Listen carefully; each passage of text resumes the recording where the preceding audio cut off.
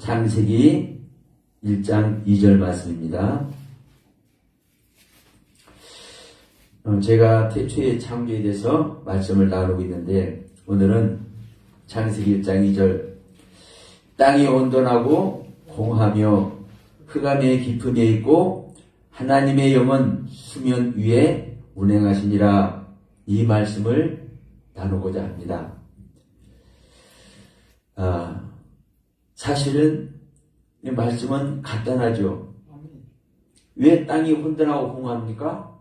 아무것도 없는 상태이기 때문에 땅이 혼돈하고 공합니다. 자, 우리가 하나님 앞에 처음 나왔을 때, 주님을 믿겠노라고 작정하고 나왔을 때, 우리 안에는, 우리는 어떤 모습입니까? 아무것도 없는, 질서가 전혀, 질서라는 말 자체가 없는 혼돈이고 공허고 흑암 자체입니다. 그러나 중요한 것은 우리들은 이러한 관점으로 성경을 볼 수밖에 없고 해석할 수밖에 없습니다. 이 지구를 하나님께서 처음 만들었을 때, 처음 창조하실 때 아무것도 없기 때문에 혼돈과 공허와 흑암이지. 당연하지 않습니까? 또 조금 영적으로 깨어서 우리가 내 심령의 땅이 혼돈과 공허와 흑암이지. 이렇게 이제 말씀하시는 분들이 계십니다. 참쾌하신 분들이죠. 그러나 분명한 것은 내가 하나님을 믿겠노라고 작정하고 주님 전에 나와서 예배하고 기도하고 찬양하며 갈망하는 그 심령의 땅이 혼돈과 공허와 흑암이죠. 분명 이러한 의미도 있을 것입니다. 그런데 성경은 그것을 말씀하고 있을까? 이 부분입니다. 땅이라고 얘기합니다. 땅. 먼저 땅을 말씀합니다. 이 땅이 혼돈과 공허와 흑암이라는 거죠. 문제는 이 땅이, 에레치라는 이 땅이 어떤 땅이냐는 거예요. 히브리어를 하시는 분들의 말에 의하면은 이 자음 하나하나는 다 뜻을 가지고 있죠. 그래서 이 알레프와 넷이라는 단어는 오르, 이 오르의 약자랍니다. 그러니까 이 오르는 뭐예요? 빛이죠. 빛. 이 오르는 빛이요. 근데 이제 이 차대라는 단어는 이 낚싯바늘입니다. 낚싯바늘. 이 낚싯바늘은 뭘 하는 겁니까? 낚시하는 도구죠. 물고기 잡는 도구. 그래서 낚시를 해서 나의 것으로 만드는 이 소유의 개념을 가지고 있습니다. 소유. 낚시를 해서 물고기를 낚아서 내가 가지는 나의 소유의 개념. 그래서 오르의 빛을 소유하고 있는 땅이란 의미입니다. 이 영상 보신 분들도 이해가 되실 줄 믿습니다. 이 땅이, 창세기 1장 2절의 땅이 혼돈과 공허와 흑암의 땅인데 무조건 혼돈과 공허와 흑암의 땅이다. 아무것도 이 지구상에 아무것도 안 만드는 이 지구 땅덩이 자체가 혼돈과 공허와 흑암의 땅. 이렇게 생각할 수도 있고 우리 믿는 자 심령의 땅이 혼돈과 공허와 흑암이다. 왜? 처음 주님을 만나고 처음 주님을 영접하고 처음으로 하나님을 믿겠다라고 결단하고 나왔을 때 무슨 말씀의 질서가 있고 무슨 말씀으로 채워진 것이 있겠습니까? 그러니까 아무것도 없기 때문에 당연히 처음 신앙하는 사람들의 심령의 땅이 혼돈과 공허, 흑암이라고 말할 수 있죠. 그런데 그것을 말하는 것이 성경은 아니라고 저는 얘기를 하는 겁니다. 왜냐? 일단 이 지구를 말하는 것은 아닙니다. 그럼 우리 믿는 자 심령의 땅이 혼돈과 공허, 흑암이라면 아직 하나님의 그 생명을 얻지 못해서 하나님의 깊은 진리 말씀을 깨닫지 못해서 혼돈과 공허, 흑암의 땅에 하나님께서 빛을 있으라 하시고 하나님의 창조 사역을 일으키신다면 어떤 이야기가 되는 겁니까? 예수를 믿는 모든 사람들이, 교회를 다니고 있는 모든 사람들이 창조 사역이 일어나야 되는 겁니다. 왜? 처음부터 하나님께서 창조하시기 때문에. 그런데 실제로는 그렇다, 그렇지 않다? 예, 실제로는 그렇지 않은 거예요. 그러니까 실제로는 이 혼돈과 공허, 흑암을 실제로는 어떤 상태의 혼돈과 공허, 흑암이냐, 이게 중요한 거예요. 자, 우리가 어떤 일을 하더라도 그 일을 어느 상태에서 하느냐에 따라서 달라집니다. 자, 예수님께서 이런 말씀하시잖아요. 제자들이 저 사람들 가만히 있는 거 보니까 안 되겠어요? 그냥 쫓아버릴까요? 그러니까 아니다. 저 가만히 있는 사람들 우리를 이해하는 자들이야. 근데 다음 장소에 가서는 뭐라고 하시냐면은 또 가만히 있는 자들에게 주님께서 뭐라고 말씀하셔요? 저 가만히 있는 거 보니까 나를 해치는 자다. 이렇게 말씀하셔요. 그러면 이쪽에서는 가만히 있는 자들에게 나를 위하는 자라고 부르고 이쪽에서 다른 쪽에서는 가만히 있는 자에게 나를 해치는 자라고 얘기해요. 왜요? 그 상황이 다르기 때문에 그렇습니다. 이쪽의 상황과 이 저쪽의 상황이 다르기 때문에 이쪽에서는 가만히 있는데도 불구하고 나를 위하는 자라고 얘기를 해요. 왜? 수많은 사람들이 나를 비판하고 있는데, 주님을 비판하고 있는데 비판하지 않고 가만히 있기 때문에 이 가만히 있는 사람은 비판할 사람이 아니야. 그러니까 예수님을 위한다고 이쪽에서는 얘기를 해. 근데 이쪽에서는 뭐 하는 거예요? 막 주님을 찬양하고 주님의 말씀을 전하고 여기 있는 사람인데 가만히 있기 때문에 저건 나를 해치는 자다. 이렇게 말씀하는 상황이 다르기 때문에. 그러니까 여러분 분명한 것은 이 혼돈과 공허, 이 흑암의 땅을, 이 혼돈과 공허, 이 흑암의 땅을 어떠한 상태에서 말하고 있느냐, 이게 중요한 거예요. 이게. 자, 첫째는 믿는 자 심령의 땅이다. 좋아요. 심령의 땅이다. 여기까지는 좋습니다. 그런데 이 심령의 땅이 처음 하나님을 영접할 때, 처음 주님을 믿겠느라고 작정하고 결단하고 교회에 나와서 하나님의 말씀 듣는, 하나님의 그 말씀에, 진리의 말씀에 깨우침도 없고 아무것도 없는 상태에서 이제 결단하고 나온 상태에서의 심령의 땅이냐, 그렇지 않느냐, 이거거든요. 분명한 것은 뭐예요? 이 땅은 창조가 일어나는 땅이다. 창조가 일어나는 땅이에요. 이 혼돈과 공허, 흑암의 땅은. 자, 처음 있는 사람의 심령의 땅에 하나님께서 창조 일을 행한다면, 조금 전에도 말했지만 교회 다니면서 예배하고 있는 모든 사람들 안에 하나님의 창조의 사역이 일어나야 돼. 그런데 그렇지 않아요. 여러분, 하나님이 우리가 예배드릴 때 기쁨이 있고 하나님의 말씀 들을 때 내 안에 막 뜨거워지고 성령님의 도심이 있는 것 같고 그럴 때 하나님께서 하나님의 생명을 창조하는 모습이라고 보면 큰일 납니다. 왜냐하면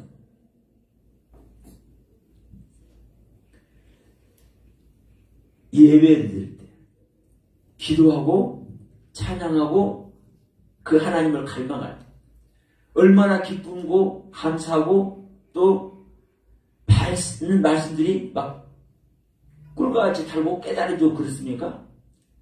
근데 여기에 있는 사람들은 1년, 2년 가도 10년, 20년 가도 그 상태에 계속 있는 사람은 하나님의 창조 사역이 아니라는 겁니다. 하나님의 창조 사역이 일어나는 땅은 달라요. 모든 성경의 일들이 하나님의 관점에서 보여지고 하나님의 관점에서 읽혀지고 하나님의 관점에서 해석되는 거예요. 우리 인간이 보는 지식과 지혜로 우리 인간이 보는 관점으로 성경이 해석되고 읽혀지고 그러는 것이 아니라 하나님의 관점에서. 왜? 내 안에 하나님은 무엇을 창조한다? 하나님의 생명을 창조한다. 그렇기 때문에 여러분 우리의 인간의 관점으로서 보는 세계는 언젠가는 망합니다. 언젠가는 망해요. 예. 아무리 오래 있어봤자 이 육신이 끝나는 날 끝나는 겁니다. 근데 우리 누가복음 13장 말씀 잘 알잖아요. 어느 날 주님이 문 닫아버린단 말이에요. 왜요? 우리는 그 주님의 말씀을 듣고 기쁨과 감사 속에 항상 열심히 배우고 있어. 열심히 배우고 있는데 이 안에 창조의 일이 안 일어나. 그러니까 어느 날 주님께서 문 닫아버리는 거예요. 그러면서 나는 너를 모른다는 거예요. 이 행악한 자들아 나에게서 떠나가라고 한단 말이에요. 왜요? 내 안에 하나님께서 창조 사역을 하려고 그러는데 자기가 생각하고 자기가 깨닫고 자기가 은혜 받고 그 속에 가만히 있어. 주님의 길을 따라가야 되는데 주님 이쪽으로 오면 이쪽으로 옮겨야 되고 주님 이쪽으로 오면 이쪽으로 옮겨야 되는데 내가 있는 삶에서 내가 깨달은 것 속에서 내가 보고 은혜 받은 그 말씀 아래서 가만히 있어. 이것이 좋다고 여기가 좋사오니 하고 여기서는 1년, 2년, 10년, 20년, 40년, 50년 가도 하나님의 창조사역이 안 일어나는 거. 그래서 아브람같이 본토 친척 아버지 집을 버리고 떠나야 해요.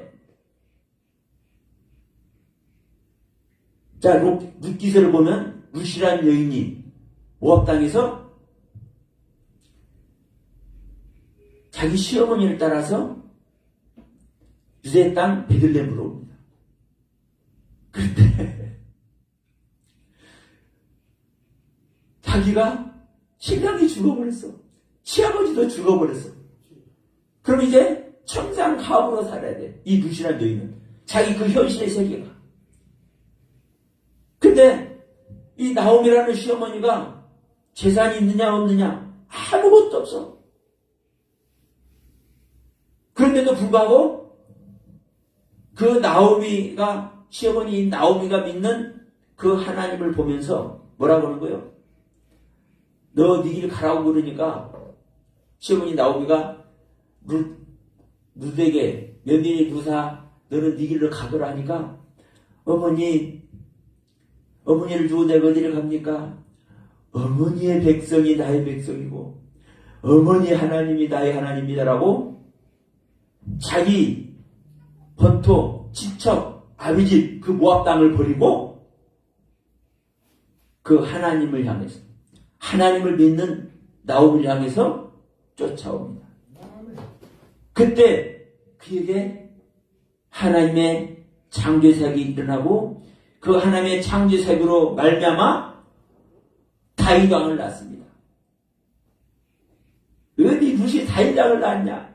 오벳이라는 사람을 낳았지. 오벳이 누구를 낳았어요? 다윗 왕 아버지 이새를 낳았어요. 이새는 누구를 낳아요? 다윗 왕을 낳잖아요. 다윗 왕은 누구를 낳아요? 예수 그리스도를 낳아요. 다시 말해서 루시 누구를 낳아요? 예수 그리스도를 낳아요. 본토 친척 아비집을 떠난 자가 나의 믿음의 현실의 세계를 고수하지 않고 그 모든 것을 버리고 하나님의 뜻에 자기를 맡기고 따르는 자가. 그러니까 여러분 창세기 1장 2절 처음 나오는 창세기 1장 2절 처음 나오는 이 땅이 이 혼돈과 공허와 흑암의 땅인데 이 혼돈과 공허와 흑암의 땅이 어떤 차원의 혼돈과 공허와 흑암의 땅이에요. 이것을 저기서 제가 설명한 겁니다. 이 땅은 오르란 땅입니다. 죄송합니다. 에레츠란 땅이다. 이 에레츠란 땅은 오르란 빛과 짜레라는 소유라는 뜻을 가지고 있다. 그래서 이 땅, 에레츠란 땅은 빛을 소유한 땅이다. 여러분, 이 빛을 소유한 땅은 어떤 땅이다? 그러면 혼돈과 공허와 흑암입니까? 아닙니까? 빛을 소유했다면. 이 빛을 소유했다면 하나님의 그 가르침에 자기 자신을 내어드림으로 말미암아 하나님의 경륜을 소유하고 있다는 뜻입니다. 그런데도 혼돈과 공허하고 흑암이라고 얘기를 하고 있는 거예요. 혼돈과 공허와 흑암이라는 거예요. 그럼 이 부분을 다시 창세기 2장 4절 말씀을 한번 보면서 말씀을 나누어 보겠습니다. 중요한 것은 이 한 소절만이라도 우리가 제대로 이해하고 이 말씀 속에서 성령님의 음성을 듣는다면 우리는 승리자가 될 줄로 믿습니다. 왜냐하면 이 한 소절의 말씀으로 말미암아 다른 모든 성경들이 해석이 되기 때문에 그렇습니다. 근데 이 한 소절 잘못 해석이 되면 그 다음은 다 뭐가 되는 겁니까? 비진리가 되는 거예요. 왜? 분명 창세기 1장 1절 한 절이 전제돼서 성경 창세기 1장 전체가 전체 창조가 어떤 창조인지를 말씀하는 것이고 창세기 1장 2절 이 한 소절을 통해서 이후에 창조되는 모든 창조의 사역이 어디에서 일어나는지 결정되기 때문에 그렇습니다. 그래서 창세기 1장 1절과 창세기 1장 2절이 정말 중요한 거예요. 정말 중요해요. 그러면 자 창세기 2장 4절을 보면 뭐라고 얘기를 하고 있습니까? 자 우리 한번 같이 읽어볼까요? 이것이 천지가 창조될 때에 하늘과 땅의 내력이니 여호와 하나님이 땅과 하늘을 만드시던 날에 이렇게 말씀을 하고 있습니다. 그러면 이것이 천지가 창조될 때에 하늘과 땅의 내력이다. 그럼 이것은 무엇입니까? 창세기 2장 4절에서의 이것. 이것은요, 창세기 1장 전체의 창조입니다. 그러면 이것이 천지가 창조될 때 하늘과 땅의 내력이다, 내력. 이 내력이라는 단어는 톨레도트. 이 톨레도트라는 단어는 족보라고도 얘기해줘요, 족보. 사실, 역사. 이런 의미예요. 그러면 이와 같이 이것이 내력이니 여호와 하나님이 땅과 하늘을 만드시던 날에라고 이렇게. 근데 사실은 이 개역개정 성경보다 그 전 개역 한글 성경이 사실은 해석이 더 잘 되어 있습니다. 이 원문을 해석한다고 한 것이 사실은 더 이해하는데 조금 이해력이 동원되지 못하는 것 같아요. 이해하기 힘들게 만드는 것 같아요. 중요한 것은 창세기 1장과 창세기 2장의 창조가 같은 창조다 이런 말이에요. 같은 창조. 왜 그러냐? 여러분 보세요. 우리 안에 심령의 땅에서 일어나는 창조입니다. 일단 우리 안에. 그러면 내 안에 믿는 자 안에 심령의 땅. 이 믿는 자 안에 심령의 땅에서 일어나는 창조인데 창세기 1장은 뭐고 창세기 2장은 뭐냐죠. 이 심령의 땅에서 믿는 자 안에서의 심령의 땅에서 창세기 1장의 창조를 뭐고 창세기 2장의 창조를 뭐냐. 왜 다르냐 이거죠. 근데 이 부분을 창세기 2장 4절에서 이 창세기 1장의 전체 창조와 창세기 2장은 사실이다 사실, 역사다 역사, 이런 뜻이에요. 족보라는 것은요, 그 말을 아시죠? 그 가족관계를, 조상들의 그 가족관계를 그대로 적어놓은 것이 족보잖아요. 그러니까 사실 그대로를 적어놓는 것, 이것이 바로 이 내력이라는 톨레도트라는 단어의 뜻이에요. 그러면 창세기 1장 그대로 창세기 2장을 창조한다고 얘기를 하고 있는 거예요. 근데 분명한 것은 창세기 1장과 창조가 같다고 하면서 창세기 2장 하는데 같습니까? 틀립니까?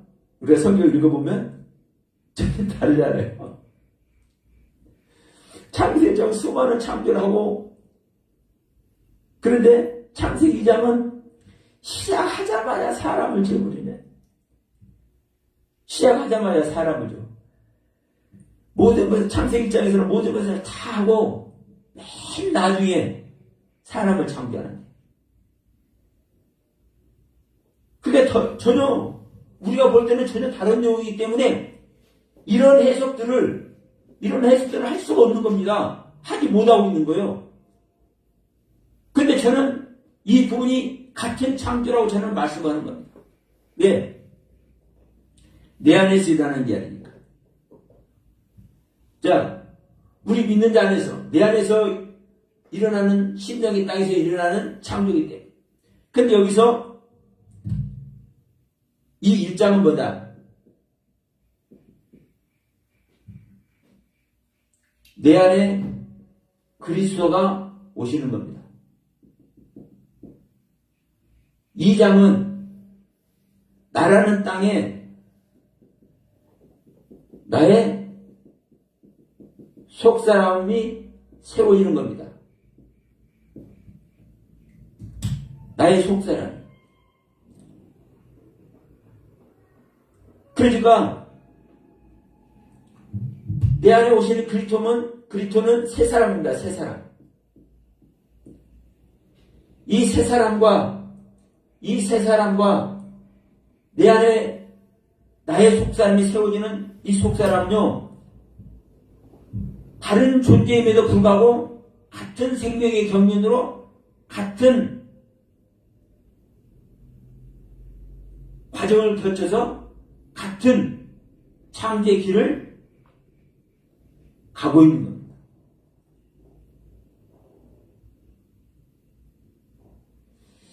여러분, 우리가 이런 부분들이 어떻게 여기서 이런 말이 나오느냐, 나올 수가 있느냐 생각하기 힘드신 분들이 많을 것으로 생각합니다. 그러나 여러분, 이 성경 전체는 다시 한번 말씀드리지만 누가 구원받는 얘기입니까? 우리 믿는 자, 이 땅이 구원받는 겁니다. 이 심령의 땅. 그러면 이 심령의 땅에 누가 오시는 이야기입니까? 그리스도가 오시는 이야기고, 즉 새 사람이 오는 이야기고, 이 심령의 땅이 나의 옛 생명 그대로 있는 것이 아니라 거듭날 때, 내가 거듭날 때 내 안에 나라는 존재의 속사람이 다시 생겨지는 겁니다. 그러니까 나는 옛사람으로만 있었는데 이 옛사람 자체가 속사람과 겉사람으로 구별되는 겁니다. 그리고 내 안에 새 사람이 즉 그리스도가 오시는 이야기고요. 그러니까 창세기 1장의 창조와 창세기 2장의 창조와 다름에도 불구하고 나의 속사람이 분별되는 이 시점과 내 안에 그리스도인 새 사람이 오는 이 시점이 똑같이 출발해서 똑같은 과정을 거치는 것이고 똑같은 생명의 나타남으로 나타나지는 겁니다. 이 부분을 이 영상을 보시는 분들도 조금 알아듣기 어렵다 할지라도 새겨보시기 바랍니다. 내 안에서 옛사람과 새사람과 겉사람, 속사람의 세계가 구분되면은요 정말 놀라운 일이 일어납니다. 근데 이것이 구분되지 않으면 자 서신서, 특히 우리 서신서는요 그냥 두루뭉실한 말씀의 세계를 흘러갈 수밖에 없고 우리가 아는 지식의 세계로 저는 지식도 저는 부정적으로 말하지 않습니다. 지식 자체가 생명인 겁니다. 그러나 지식이 지식으로만 남으면 그 생명이 될 수가 없어요. 지식 그 자체가 생명으로 실상화가 돼야 되죠. 그런데 지식이 생명으로 실상화가 되기 위해서는 뭐가 중요합니까? 네, 십자가의 경륜이 중요합니다. 그 지식을 가지고 있으면서 나를 십자가에 못 박는 그 모습. 그러면 이제 이 부분을 봅니다. 지식을 가지고 있으면서 십자가를 제가 말씀드렸죠. 이것이 뭡니까? 이것이 나의 땅이 무슨 땅이라고 그랬어요? 아까? 빛을 소유한 땅이죠? 빛을 소유한 땅. 빛을 소유한 땅. 근데 이것이 혼돈과 공허와 흑암이라고 얘기했죠? 이 실상을 가는 겁니다. 이 지식은요, 생명의 지식이에요. 생명의 지식. 성경의 지식은 사실은 생명의 지식이에요. 근데 이 생명의 지식이 십자가를 통해서 못 박아지지 않으면 절대로 실체가 될 수 없습니다. 이 실체가 되는 것, 이 지식이 실체가 되는 것이 실제 우리가 구원의 길에 가는 건데. 근데 우리가 가지고 있는 성경의 지식, 생명의 지식, 이 지식이 십자가를 통과해서 실체가 되는 일이 바로 어떤 일이라고요? 빛을 소유한 땅이요. 이 지식 자체가 생명의 지식이. 그런데 여기서 이 혼돈과 공허와 흑암을 고백하는 모습이 뭡니까? 십자가입니다. 십자가. 자, 로마서 6장 6절 우리의 옛사람이 예수 그리스도와 함께 십자가에 못 박혀 죽어서 내가 죄를 벗어버려야 하나님의 의를 얻는다고 그러죠. 그러면 내가 죄를 벗는 것이 어떻게 할 때? 십자가에 못 박아 죽어질 때. 다시 말하면 자, 여러분 십자가에서 못 박혀 죽어질 때 예수님의 모습이 어떻습니까? 예수님이 자, 골고다 언덕을 올라갈 때, 그 전에 겟세마네 동산에서 기도할 때, 예수님이 십자가의 죽음을 놓고 기도하는 거예요. 그러면 그 예수님이 기쁨과 은혜와 그 영광스러움이 충만해서 기도하던가요? 그 골고다 언덕길을 십자가 메고 올라갈 때 그 예수님의 그 모습이 어떤 모습입니까? 그 예수님의 모습 속에서 영광이 나타나고 하나님의 사랑이 나타나고 긍휼이 나타나고 우리를 위해서 뿜어지는 그 사랑이 뿜뿜 뿜어져서 나타나져요? 한번 생각해 보세요. 십자가에서 못 박혀서 숨이 끊어지는 그 순간까지 그 예수님의 모습이 영광스러운 모습으로 나타나져요. 그 예수님의 그 자체는 하나님의 모든 지식이라고, 빛을 소유한 모습이라고, 빛을 소유한 모습. 그런데 그 모습이 어떤 모습이에요? 혼돈과 공허와 흑암의 모습이에요. 잘 생각해 보시길 바랍니다. 그래서 제가 창세기 2장 4절을 얘기를 하는 거예요. 왜냐? 이 창세기 2장 4절을 제가 왜 얘기를 하냐면, 창세기 2장 5절을 들어가야 되기 때문에 그렇습니다. 창세기 2장 5절에서는 이것이 설명이 되거든요. 왜 혼돈과 공허와 흑암인지. 이 창세기 2장 4절이 창세기 2장 5절로 6절 말씀을 전제하고 있잖아요. 그러면 창세기 2장 5절로서 6절 말씀 어떤 얘기입니까? 여기서도 땅이 존재해요. 땅이. 이 땅은 한 걸음 더 나갑니다. 어떤 땅이냐? 이 에레츠라는 땅이기도 하고 아다마라는 땅이기도 합니다. 이 에레츠라는 땅은 빛을 소유한 땅이에요. 근데 이 아다마라는 땅은 무슨 땅이에요? 아담이라는 땅이에요. 아담이라는 땅. 얼굴이 붉고 혈색이 좋은 땅. 얼굴이 붉고 혈색이 좋은 아담.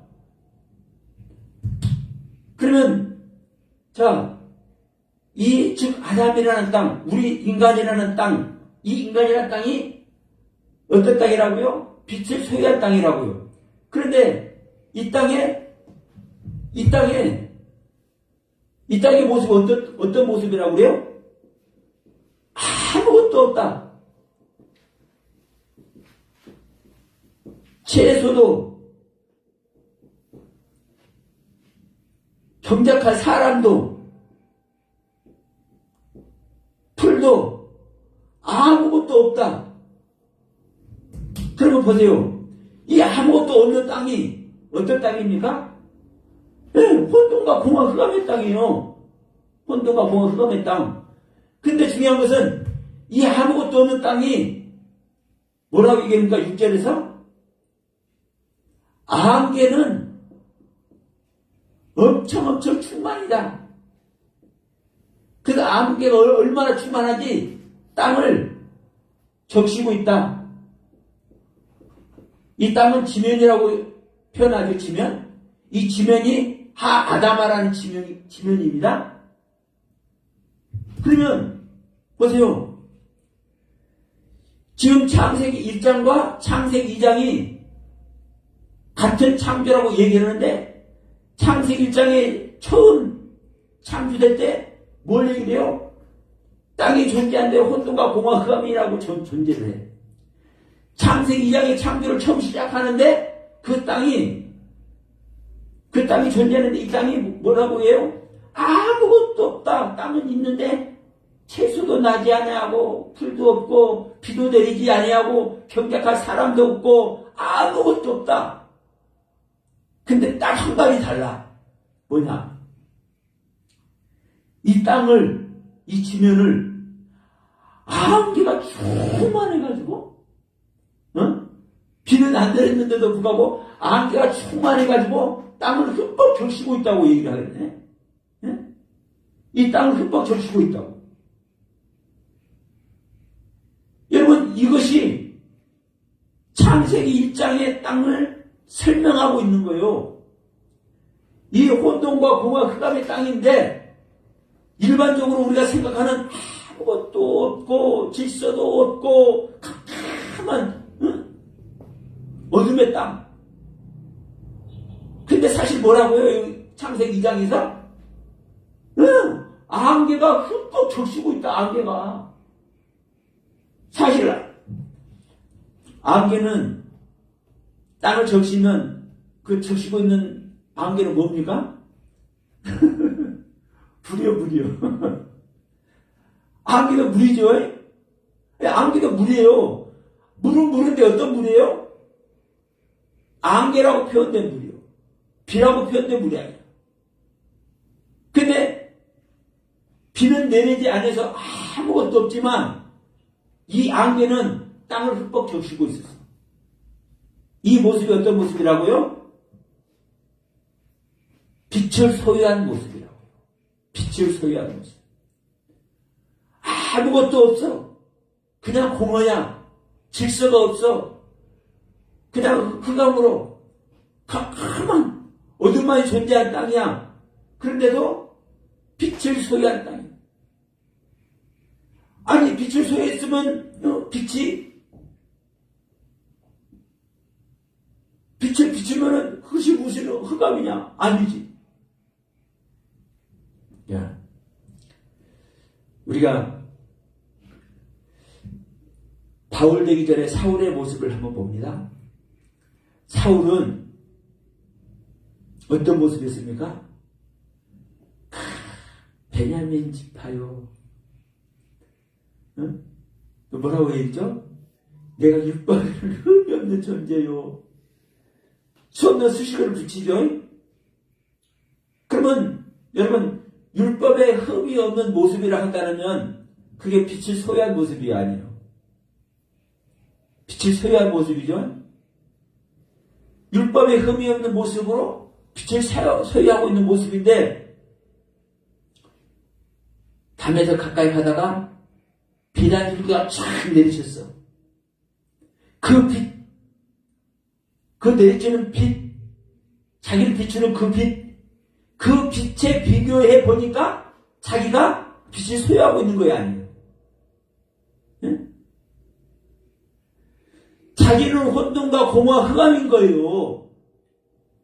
자기는 여호와 하나님을 알아서 최선을 다해서 지금 그 어떤 바리새인 사기관들을 못지않게 지금 하나님의 영광을 위해서, 여호와의 영광을 위해서 최선을 다해서 일하고 있는 이 사울의 모습, 빛을 소유한 모습 아닙니까? 그런데 그 빛이 자기를 내리쬐일 때 자기가 빛의 모습입니까? 아닙니까? 그 빛에 볼 때 자기는 혼돈과 공허와 흑암입니다. 욥의 모습도 마찬가지입니다. 욥의 모습도.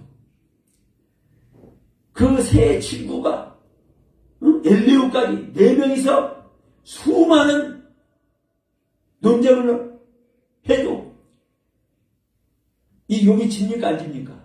안 지죠. 왜? 말씀을 소유하고 있어. 하나님의 말씀. 점도 없고 흠도 없고 하나님이 인정해준, 앞에서 떠났다고 표현해주는, 온전하고 완전하다고 표현해주는, 순전하고 정직하다고 표현해주는 이 하나님께 인정받는 말씀을 소유하고 있어. 한마디로 빛을 소유하고 있어. 그런데 나머지 하나님께서 말씀을 할 때 하나님께서 한 말씀 조목조목 이 욥에게 비치니까 욥이 자기 빛을 얘기합니까? 안 합니까? 내가 빛의 소유자라고 얘기합니까? 안 합니까? 못하죠. 그 참빛 앞에 서니까 어떤 모습인 거요? 자기는 지금까지는 빛을 소유했어. 수많은 말씀을 소유했기 때문에 그 친구들하고 연루하고 논쟁을 해도 지지 않았어. 살아있는 말씀을 자기는 갖고 있었어. 그런데 하나님 앞에서 자기 모습을 딱 내놓으니까, 비춰보니까 자기가 어떤 모습인 겁니까? 아, 내가 혼돈과 공허와 흑암이구나. 사울이 자기에게 내리는 그 빛, 그 빛에 자기 자신을 조명할 때 사울이 자기 자신이 혼돈과 공허와 흑암이구나. 이걸 안 겁니다. 이걸 알아서 진짜의 빛, 참빛, 진리의 빛, 하나님의 생명이 시작되는 빛, 그 빛을 이제 소유하게 되는 거예요. 그래서 태초에 창조되는 땅, 이 혼돈과 공허와 흑암의 땅, 이 땅은 어떤 땅입니까? 우리가 말씀의 은혜를 받아서, 여러분, 우리는 제가 항상 말씀드리지만 이 성경 처음 볼 때는 전부 다 율법인 줄 믿습니다. 시약 구약 것 없어요. 뭐 새언약 뭐 헌언약 이런 소리 하는 것 진짜 초보 중에 초보입니다. 하나님의 말씀을 우리가 듣고 배우고 깨닫고 이렇게 한 것이 충만 또 충만해. 그런데도 불구하고 내가 이 깨달은 말씀 속에, 이 조명된 말씀 속에 내가 그 누구에게도 내가 내 안에 있는 이 자랑거리, 하나님의 말씀의 세계 자랑거리, 이것을 그 누구에게도 나는 질 수 없어. 이렇게 자신하고 있는데도 불구하고 어느 날 한 줄기 빛이 오니까, 어느 날 한 줄기 깨달음이 오니까 내가 가지고 있는 게 혼돈과 공허와 흑암이네. 이걸 깨달았을 때 그때 진짜 내 안에 창조주 하나님의 생명, 그리스도의 생명, 영원한 생명, 영생의 생명이 창조될 줄 믿습니다. 이 속에 여러분, 우리는 세워져야 해요. 이 말씀 속에 우리는 창조의 일하심이, 창조주 하나님의 창조의 일하심이 내 안에 일어나야 됩니다. 정말 우리는 내가 이 창조의 일을 어떻게 생각하는지, 내가 태초에 창조되는 이 사건을 어떻게 이해하느냐. 간단하게 땅이 혼돈하고 공허하며 흑암의 기품이 있었다. 그럴 때 여러분 보십시오.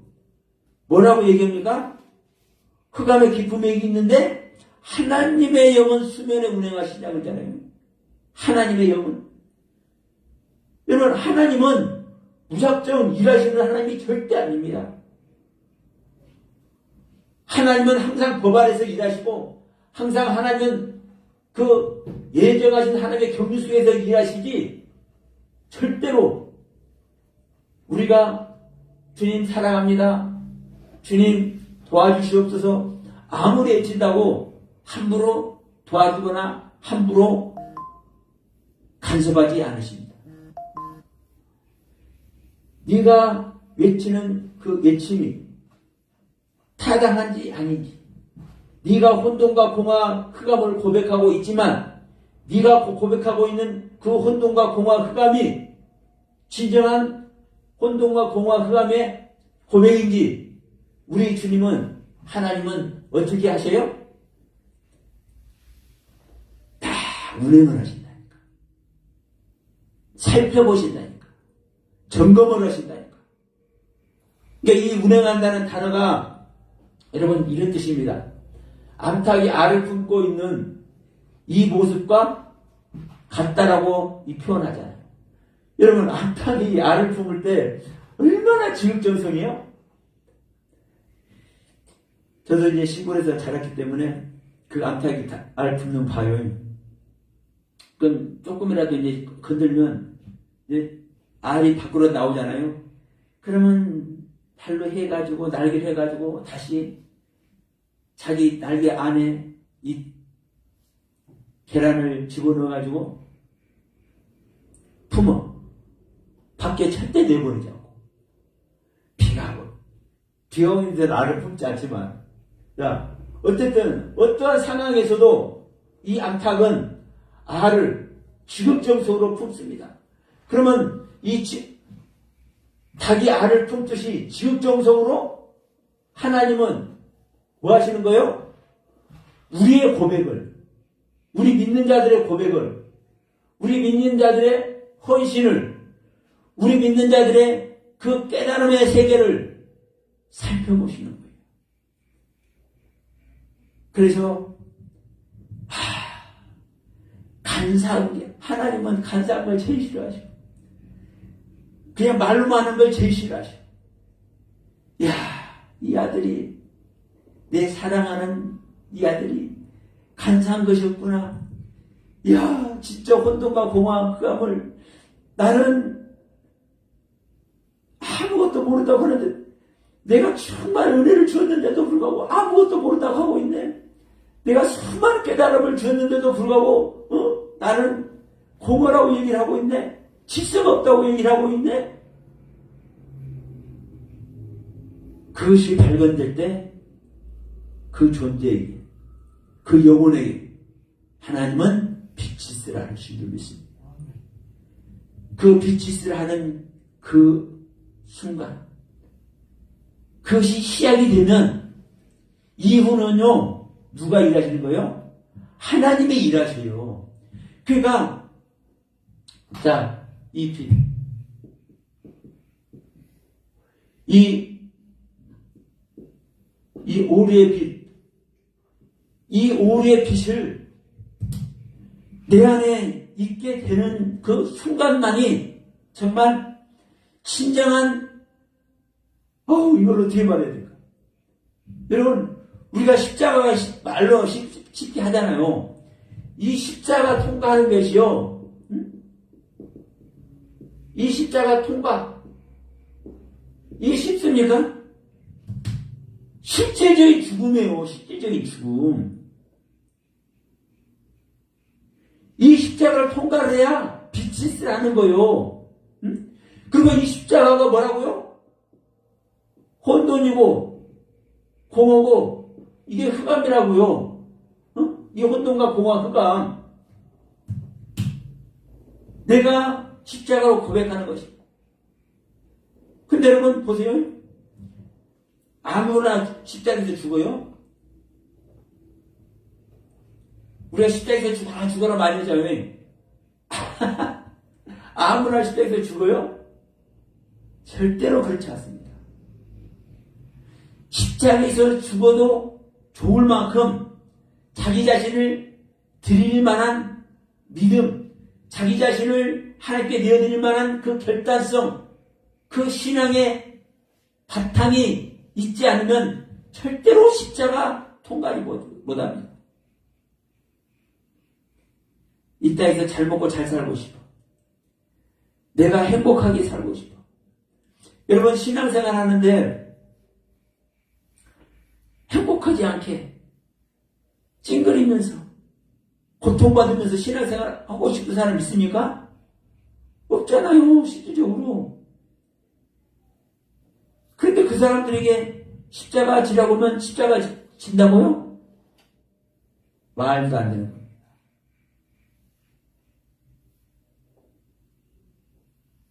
그러니까 이 십자가 통과하는 것이 정말 어려운 거예요. 그래서 이 십자가를 통과해서 빛이 있으라 하는 이 순간이 정점입니다. 정점. 신앙이 완성되는 정점이 아니라 하나님 만나는 정점인 거예요. 이 하나님 빛이 있으라 하는 이 하나님을 만나잖아요. 이때부터는 하나님을 만났기 때문에 이제 같이 다니는 거예요. 같이 동행이 되는 거예요. 왜? 이미 십자가 속에서 나는 죽어졌잖아요. 이미 십자가 속에서 나는 뭐하고 있는 거 내 자신을 부인하고 있잖아요. 그렇기 때문에 이 빛이스라는 이 빛의 주인공 그 하나님과 내가 하나 돼 있고 그 하나님과 내가 함께 있다면 밑에부터는 뭐예요? 빛이 하늘로, 빛이 땅의 식물로, 빛이 물고기와 새로, 사람으로 완성히 그냥 가는 거예요. 근데 이 창세기 1장 2절이 이게 고백이 되어지지 않기 때문에, 그래서 이 빛이 있으라는 이 일이 일어나지 않기 때문에 어디서 헤매고 있는 겁니까? 이 십자가 가느냐 못 가느냐 여기서 헤매고 있는 겁니다. 근데 기가 막힌 것은 기독교인 대부분은요 이 십자가를 가려는 생각도 못하고 있어. 창세기 창조를 그만두고 이 십자가를 가려는 생각도 못하고. 그러니 이 3인3색 말씀 세미나를 통해서 기존 교회에 부족하지만 이것을 목청껏 목표더라 외치고는 우리 목사님들의 이 수고가 사실 작은 것이 아닙니다. 영상을 보시는 분들도 다시 한번 말씀드립니다. 우리는 정말 이 한국교회에서 어디 가서 말 한마디 할 수 없는 그런 모습에 있을지라도 무엇을 전하고 있습니까? 이 말씀을 전하고 있는 겁니다. 우리가 진정 하나님의 생명으로 거듭났어. 부활 생명이 되어서 내 안에 예수 그리스도께서 재림하여 하나님의 영광 속에 들어가게 하는 이 일을 우리가 하자고, 우리가 같이 가자고, 우리가 함께 이 대한민국에 있는 수많은 성도들을 같이 이끌어 보자고 이 말씀을 나누는 것 아닙니까?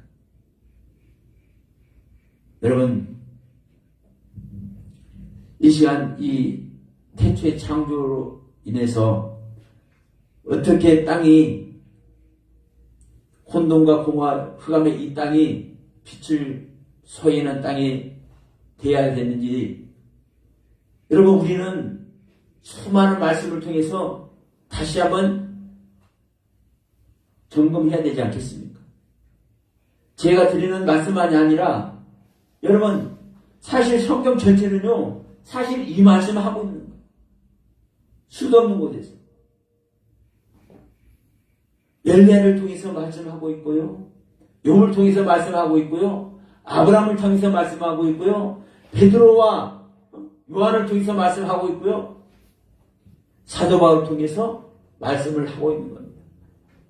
다시 한번 여러분 말씀드리지만 우리는 내 안에 태초의 창조의 사역이 일어나지 않으면 어떠한 신앙, 얼마나 아름다운 신앙을 한다 할지라도 그것은 공연불에 불과할 것입니다. 그래서 하나님의 영광이 동참될 수 있는 태초의 창조가 일어난 여러분 모두가 되길 바라면서 오늘 말씀 마치도록 하겠습니다.